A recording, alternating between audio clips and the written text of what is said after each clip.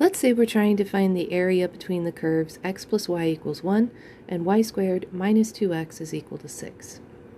The first thing we need to do is graph this. From pre-algebra, we know that this is a conic section. The y is squared, the x is not, so it must be a parabola. So we just need to put it in the form of y minus k squared is equal to 4p times x minus h. Then we'll know if this opens up or down or left or right. Well, we clearly know that the y is squared and the x is not, so this is either going to open left or it will open right. So as we manipulate this formula, we get y squared is equal to 2x plus 6. We don't need to complete the square here. We know that y squared is the same thing as y minus 0 squared. We can factor out the 2. We're left with x plus 3. So now this is in the form, and we can see that the center the vertex h comma k is at negative 3 comma 0. To determine if this is going to open left or right, we examine what's happening with the 4p term. So 2 is equal to 4p's, or 1/2 is equal to p. This is greater than 0, so we know that it will open right. Then, if we solve the other equation so we can graph it, we know that this is y is equal to 1 minus x. So now we can do a quick sketch and figure out what region we are actually trying to figure out to find the area of.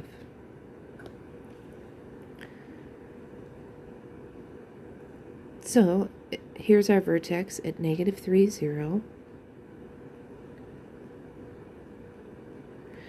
We know that the line x plus y equals 1 is the same thing as y is equal to 1 minus x, so this is a y-intercept of 0, 1, and a slope of negative 1. So the area we are trying to find is inside of here. It would be best and easiest to find this area using horizontal rectangles. So this rectangle then will have a change in y.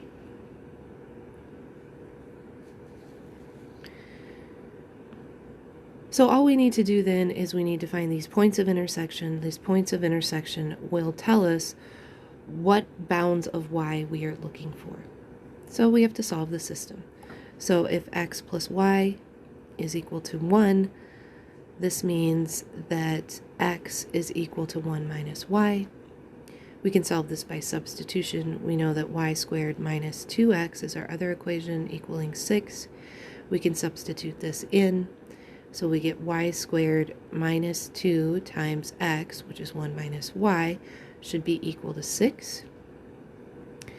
Or that y squared minus 2 plus 2y is equal to 6. So y squared plus 2y will be equal, minus 8 will be equal to 0.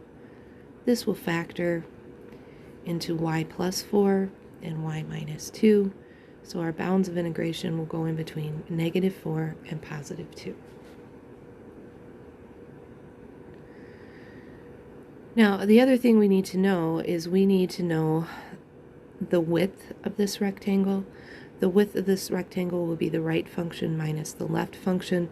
We want these defined in terms of y because we'll be integrating with y. So this right function comes from this line. That line is x plus y is equal to 1. We want it defined in terms of y, so x will be equal to 1 minus y. This is our right function. Then the left function is defined over here. This is y squared minus 2x is equal to 6.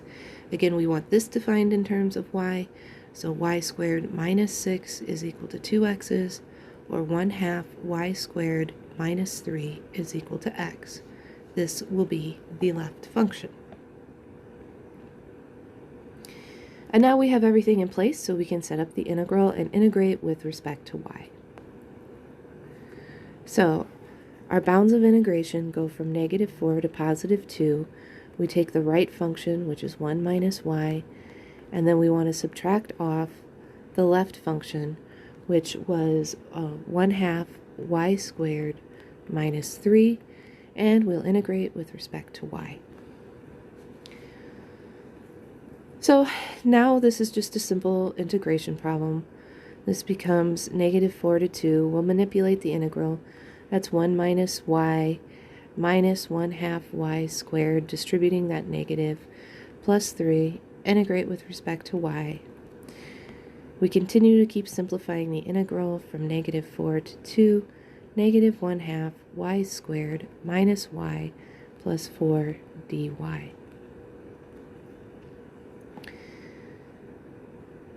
So that will be negative 1/2 times y cubed divided by 3 minus y squared divided by 2 plus 4y, and we'll evaluate that from negative 4 to positive 2. And just simplifying this is negative y cubed over 6 minus y squared over 2 plus 4y. Again, from negative 4 to 2, and we may as well pull out that negative, so we have less negatives to deal with. So y cubed over 6 plus y squared over 2 minus 4y, and we'll evaluate that from 2 to negative 4, or from negative 4 to 2. All right, now let's do the substitution. Using the fundamental theorem of calculus, we'll substitute in the 2 first of all. 2 cubed is 8 over 6 plus 2 squared is 4 over 2 minus 4 times 2, which is 8. And then from the fundamental theorem of calculus, we'll subtract and now evaluate at the lower bound. Negative 4 cubed is negative 64 over 6 plus negative 4 squared is 16 divided by 2 plus negative 4 times negative 4 is 16. And now this is just a matter of arithmetic and finishing up the fractions. So 8 over 6 is 4 over 3. 2 goes into 4 2 times. 2 minus 8 is minus 6. Then we subtract off. Negative 64 over 6 is negative 32 over 3. Plus 2 goes into 16 8 times. 8 and 16 are 24.